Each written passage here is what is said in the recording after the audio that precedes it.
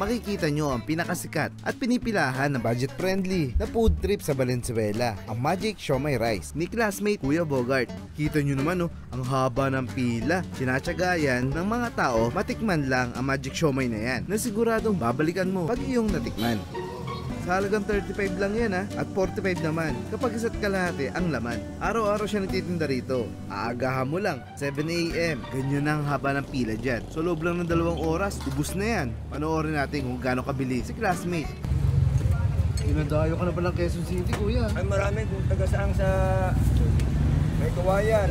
Ay talaga po? Dito, taga Pasay. Kuya, ba't classmate ang tawag sa'yo? Eh nasa tabi ko na eskwelahan Ginamit ko pangalan ng classmate. Kaya parang classmate na. Lahat sila classmate ko.